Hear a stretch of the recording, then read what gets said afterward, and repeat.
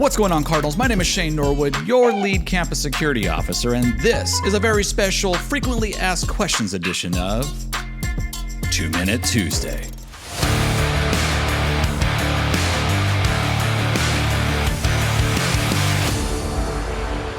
All right, so in this episode of 2 Minute Tuesday, I want to address some frequently asked questions that I get, and the number one question that I've been receiving over the last couple of weeks is, why did you shave your head? And truth be told, I didn't shave my head. He did. If you have a naughty elf, you know exactly what I'm talking about. All right, and in all seriousness, by far, the most frequently asked question I get on campus, especially by students, is why are the restrooms closed the first 15 and the last 15 minutes of every period? Well, look, you have an 8-minute passing period, plenty of time to do your biological business.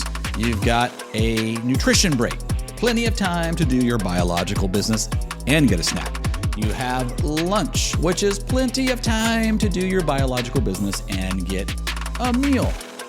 Not to mention, you have 2 passes that you could use throughout the day in 5-star that would allow you out of class to use the restroom. The first 15 minutes of the period are when teachers are trying to explain the lesson, take roll, and get everybody situated.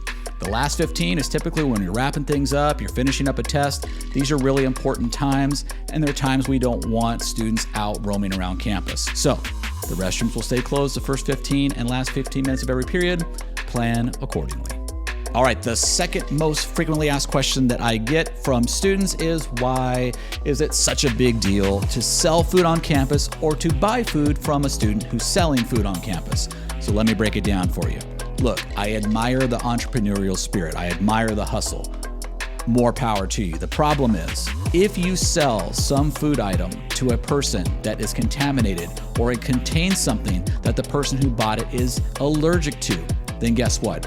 Anything that you own and anything that your family owns can be taken away and sold to pay the lawsuit when you get sued by the person who is consuming the food from the person who got sick.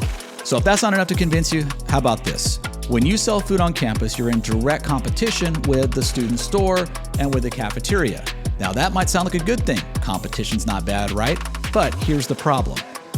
We are a Title I school, which means that we offer free lunches, which means that if you sell food out of your duffel bag, out of your backpack, and someone gets sick, or the state were to find out, we could run the risk of losing that status. Do not be the reason why someone can't eat while they are at school.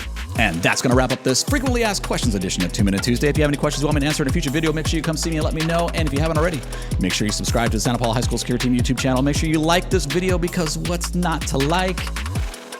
And as always, be safe, do well, and we will see you next time.